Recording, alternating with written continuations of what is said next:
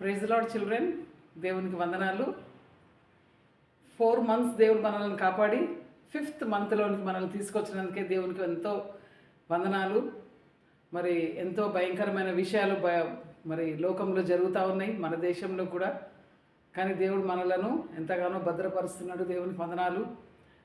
VBSలలో మరి దేవుడు మనకిస్తున్న మంచి సమయం బట్టి దేవునికి వందనాలు. ప్రేయర్ చేసుకొని మనం లెసన్లోనికి వెళ్దాము. ప్రేమగల మా పరలోకపు తండ్రి, మా గొప్ప దేవానికి వందనాలు. దయగల దేవ, మరి ఎవ్రీ సండే మీరు మీ యొక్క సంఘంలో మీరు మాకు ఇస్తున్న మరి మంచి సమయం బట్టి నీకు వందనాలు. పిల్లలు సండే స్కూల్లో నేర్చుకుంటున్న లెసన్స్ని బట్టి కూడా నీకు ఎంతో వందనాలు నాయన. మరి ఈ యొక్క లెసన్స్ ద్వారా మరి పిల్లలు మరి వారి యొక్క లైఫ్లో ఏ విధంగా ఉండాలనో, దేవుని బిడ్డలుగా ఏ విధంగా జీవించాలనో వారికి మీరే నేర్పించమని వేడుకుంటూ యేసే పరిశుద్ధమైన నామమున ప్రార్థించి వేడుకుంటున్నాం తండ్రి, ఆమెన్. దానియేలు 11-12 అధ్యాయాలు. Daniel 11-12 chapters. Last chapters of Daniel. ఈ 2 chapters. Babylon was defeated by Medo Persia అని మనము ఇంతకుముందు కూడా చూసుకున్నాం. తర్వాత Medo Persia was defeated by Greece under Alexander the great. బబులోను దేశము మీడో పర్షియా ద్వారా ఓడింపబడ్డది. తర్వాత మీడో పర్షియా ఏమో గ్రీస్ అనే దేశం ద్వారా ఓడింపబడ్డది. అలెగ్జాండర్ ద గ్రేట్, ఆయన గ్రీసు దేశస్థుడు అనమాట. సో ఆయన ద్వారా మరి మీడో పర్షియా డిఫీట్ అయిందనమాట, ఓడింపబడ్డది. సో మనము 11th చాప్టర్ ఫస్ట్ 2 వర్సెస్లలో చూస్తే అక్కడ డానియల్కు ఒక ఏంజిలిక్ మెసెంజర్ వస్తాడనమాట. ఒక ఏంజిల్ వచ్చి ఇజ్రాయెల్ యొక్క ఫ్యూచర్ ఆ యొక్క ఏంజిల్ డిస్క్రైబ్ చేస్తాడనమాట, చెప్తాడనమాట ముందే. సో ఇక్కడ మనకు 4th పర్షియన్ కింగ్ అనే మాట ఇక్కడ ఉన్నది. ఆయన ఒకవేళ జగ్జీస్ ఆర్ అహస్వరోస్ ఆఫ్ ఎస్తర్, మన ఎస్తర్ గ్రంథంలో ఉండే అహస్వరోస్ రాజు అని కూడా అనుకోవచ్చు అనమాట. సో 3rd వర్స్లో మనకు మైటీ కింగ్ అనే మాట కనిపిస్తుంది. ఆయన ఒకవేళ అలెగ్జాండర్ ద గ్రేట్ కావచ్చు అనమాట. అలెగ్జాండర్ ద గ్రేట్ ఆయన యొక్క రాజ్యము తర్వాత 4 రాజ్యాలుగా అది డివైడ్ అయిందనమాట. ఈజిప్ట్, తర్వాత Babylonia and Syria, Asia Minor, Macedonia and Greece అని ఈ విధంగా అలెగ్జాండర్ ద గ్రేట్ యొక్క రాజ్యము ఆ విధంగా డివైడ్ అయిందనమాట. సో ఇప్పుడు 12th చాప్టర్లోకి వస్తే మనకు 12th చాప్టర్ 1st వర్స్లో మనకు time of trouble in store for Israel అని చూడొచ్చు అనమాట. టైమ్ ఆఫ్ ట్రబుల్ అనే మాట అక్కడ మనకు 12th చాప్టర్ 1st వర్స్లో మనకు కనిపిస్తూ ఉంటుంది. సో టైమ్ ఆఫ్ ట్రబుల్ అంటే దాని అర్థం ఏంటంటే అంటే శ్రమకాలము అని కూడా మనము చెప్పొచ్చు అనమాట. సో 7th వర్స్లో మనకు టైమ్స్ అండ్ హాఫ్ అని కనిపిస్తుంది. అంటే దాని అర్థం ఏంటంటే 3.5 years అని మనము చెప్పొచ్చు అనమాట. 8-9 వర్సెస్లలో 12-8-9 వర్సెస్లలో ఈ డానియల్ అర్థమవుతలేదంట ఆయనకు. ఇవన్నీ కూడా ఈ విషయాలన్నీ కూడా డానియల్కు అర్థం అవ్వడం లేదు. అక్కడ ఏముందంటే the removal of daily sacrifice అనే మాట ఉన్నదనమాట. దాని అర్థం ఏంటంటే నిజమైన దేవుని ఆరాధించే ఆ యొక్క టైమ్ తీసివేయబడుతుంది అనమాట. యేసుప్రభు దేవుని నమ్ముకున్న వాళ్ళకు చాలా ఆపరేషన్ వస్తుంది, అంటే వాళ్ళని చాలా శ్రమ పెడతారనమాట. మరి ప్రతిరోజు మరి ఇశ్రాయేల్ యొక్క వాళ్ళ యొక్క అలవాటు ఏంటంటే వాళ్ళు సాక్రిఫైస్ చేస్తూ ఉంటారు. వాళ్ళకి వాళ్ళు చేసిన పాపాలకు, తర్వాత దేవునికి వందనాలు చెప్పడానికి వాళ్ళు డైలీ సాక్రిఫైస్ చేస్తారు. ఆ సాక్రిఫైస్ అనేది స్టాప్ అయిపోతుంది అనమాట మనం చెప్పుకోవచ్చు అనమాట. సో ఈ 7 years ట్రిబ్యులేషన్ అనే మాట, 7 సంవత్సరములు శ్రమకాలము అని మనము చూస్తున్నాము. సో ఈ 7 సంవత్సరముల శ్రమకాలంలో అది డివైడ్ అయిందనమాట. 3.5 years అని డివైడ్ అయిందనమాట. సో ఫస్ట్ 3.5 years చాలా నెమ్మదిగానే, అంటే కొంచెం ఎక్కువ ప్రాబ్లమ్స్ ఉండవు వాళ్ళకు. మరి ఎవరైతే రూల్ చేస్తుంటారో యాంటై క్రైస్ట్ అంటే క్రీస్తు విరోధి, వాడు కొంచెము అంటే నమ్మిపిస్తాడనమాట, నేనే మెస్సయ్య, అని ఇశ్రాయేలును నమ్మిపిస్తాడనమాట. సో ఆ 3.5 సంవత్సరాలు, ఫస్ట్ 3.5 సంవత్సరాలు కొంచెం ఎక్కువగా వాడు తొందర చేయడు. కానీ సెకండ్ 3.5 ఇయర్స్ అప్పుడు వాడు ఆ యొక్క డైలీ సాక్రిఫైస్ రిమూవ్ చేపిస్తాడు. అంటే అక్కడ నిజమైన దేవుణ్ణి ఆరాధించే విషయాలు తీసేసి అక్కడ వాడు వాళ్ళకి ఇశ్రాయేలుకి ఏదైతే హేయమైనదో అది మనము పిగ్ అని చెప్పుకోవచ్చు అనమాట. అది వాడు దేవుని యొక్క మందిరంలో వాడు దాన్ని బలి ఇస్తాడనమాట. బలి ఇచ్చినప్పుడు ఇంకా అప్పుడు తెలుస్తుంది అనమాట, వీడు మెస్సయ్య కాదు, వీడు క్రీస్తు విరోధి అని తెలుపబడుతుంది అనమాట. Antichrist will be revealed అనమాట. అప్పుడు ఎప్పుడైతే వాడు అక్కడ ఏదైతే ఇజ్రాయేళ్లకు it's an abomination to Israel అనమాట, ఏది పిగ్ అనేది. సో వాళ్ళు నోటితో కూడా అనరనమాట ఆ యొక్క మాట. సో వాడు ఎప్పుడైతే అది అక్కడ సాక్రిఫైస్ చేస్తాడో అప్పుడు వాడు రివీల్ అవుతాడనమాట, నేను మెస్సయ్య కాదు, నేను యాంటై క్రైస్ట్ అని.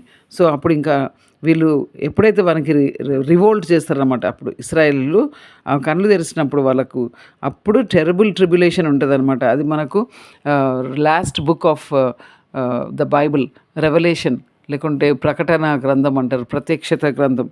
దాంట్లో మనకు కనిపిస్తుంది అనమాట ఎంత టెరబుల్ ట్రిబ్యులేషన్ ఉంటుందంటే ఇంకా బ్లడ్ అనమాట, ఎక్కడ చూసినా కానీ బ్లడ్ షెడ్ ఉంటుంది ఇశ్రాయేల్ దేశం అంతా కూడా. కానీ ఈ శ్రమకాలం మనకు ముందు మరి యేసుప్రభు నమ్ముకున్న బిడ్డలను యేసుప్రభు పరలోకం తీసుకొని వెళ్ళిపోతాడు అనమాట. అంటే మధ్యాకాశానికి, పరలోకం కాదు మధ్యాకాశానికి ఎత్తబడతారనమాట, ర్యాప్చర్ అవుతారనమాట. ఎవరైతే యేసుప్రభుని నమ్ముకున్నారో పాప క్షమాపణ కొరకని పశ్చాత్తాపముతో మారు మనసుతో ఎవరైతే యేసుప్రభును ఆయన యొక్క బలియాగం మీద, ఆయన యొక్క శిలువ కార్యం మందు ఎవరైతే నమ్మిక ఉంచుతారో వాళ్ళు ఎత్తబడతారనమాట మధ్యాకాశంకు. అక్కడ మధ్యాకాశంలో 7 years ఉంటారనమాట అక్కడ. అంటే ఫస్ట్ 3.5 years అక్కడ జడ్జిమెంట్ జరుగుతుంది. జడ్జిమెంట్ సీట్ ఆఫ్ క్రైస్ట్ అంటారు. అంటే క్రీస్తు న్యాయపీఠము. అంటే అక్కడ ప్రభువు నమ్ముకున్న వాళ్ళందరికీ తీర్పు తీరుస్తాడు. మనం చేసిన పనులకు our works shall be judged అనమాట. మనం ఏమేం చేసినామో మన యొక్క లైఫ్లో ఇక్కడ భూమి మీద మనము తీర్పు తీర్చబడతాం. అది మంచిదైనా చెడ్డదైనా దేవుడు మనలను తీర్పు తీరుస్తాడనమాట, దేవుని బిడ్డలను మధ్యాకాశంలో. So next 3.5 years there will be marriage feast of the lamb. అంటే యేసుప్రభు యొక్క వివాహం జరుగుతుంది అనమాట. అక్కడ పెండ్లి కుమారుడు యేసుప్రభు, పెండ్లి కుమార్తె ఆయన యొక్క సంఘము.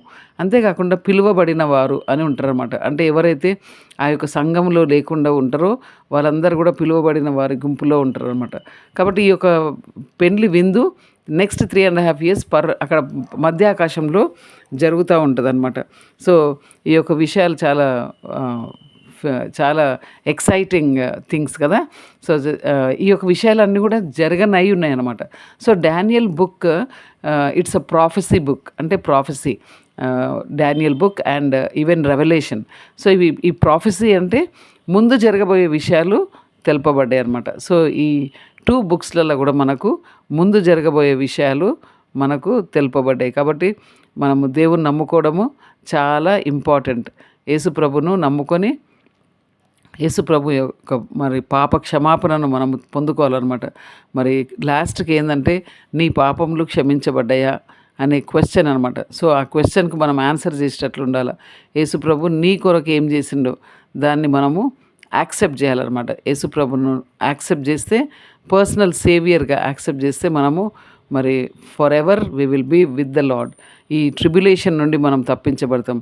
2 Peter 2nd chapter 9th verseలో ఉన్నది, the Lord knoweth how to deliver the godly out of temptation అనే మాట ఉంటుంది అన్నమాట. టెంప్టేషన్ అంటే అక్కడ ట్రిబ్యులేషన్ అని మనం చెప్పొచ్చు అనమాట. సో దేవుని బిడ్డలను ఏ విధంగా ఆ యొక్క భయంకరమైన ట్రిబ్యులేషన్ నుండి తప్పించాలనో దేవునికే తెలుసు. కాబట్టి మనలను ప్రభువుని నమ్ముకున్న బిడ్డలను ఆయన ర్యాప్చర్ చేసుకొని మరి మధ్యాకాశంలోనికి తీసుకొని వెళ్ళిపోతాడు. తర్వాత ఇక్కడ ట్రిబ్యులేషన్ స్టార్ట్ అవుతుంది అనమాట.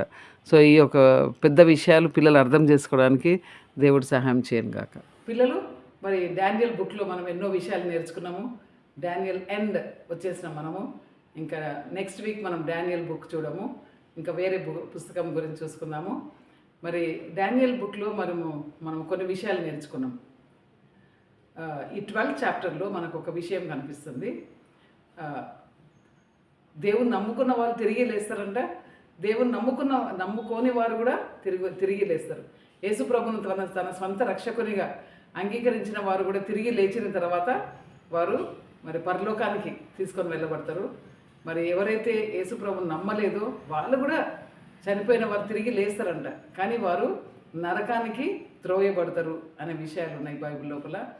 అంతేకాకుండా మరి ఎవరైతే యేసుప్రభుని నమ్ముకొని అనేకులను యేసుప్రభు దగ్గరకు తీసుకొని వచ్చిన వారు ఆకాశంలో ఉండే నక్షత్రాల వలె వారు ఎప్పటికీ మరి నిరంతరము వాళ్ళు ప్రకాశిస్తూ ఉంటారంట పరలోకంలో.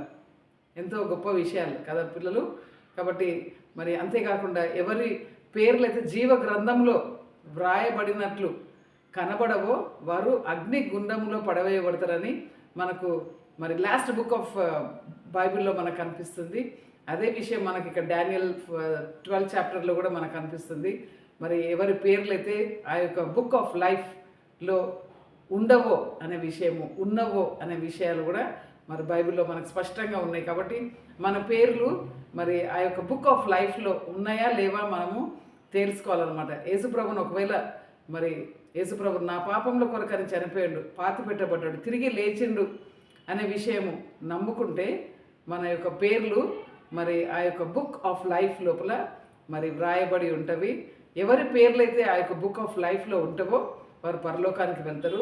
ఎవరి పేర్లైతే ఉండవో వారు నిత్య నరకానికి వెళ్తారు. ఎంత భయంకరమైన విషయం పిల్లలు, ఇది ఆలోచించండి. మరి యేసుప్రభును నేడే నమ్ముకోండి. ఈరోజే యేసుప్రభు నిజమైన దేవుడు, మన పాపంలో కొరకని ఆయన యొక్క ప్రాణం అర్పించిండు అనే విషయం ఎంతో వాస్తవం. అది బైబిలే కాదు చెప్తుంది, మన క్యాలెండర్ కూడా మనకు చెప్తుంది. 2025 ఇయర్స్ అంటే ఎక్కడి నుండి వస్తుంది? 2025 ఇయర్స్ బ్యాక్ అగో Christ came down to this earth. దేవుడు ఈ లోకానికి వచ్చిండు మరి మన పాపములను నుండి మనలను విమోచించడానికి. కాబట్టి ఈ యొక్క విషయాలు పిల్లలు అర్థం చేసుకోవడానికి, పిల్లలు దేవుని నమ్ముకోవడానికి దేవుడు సహాయం చేయను గాక.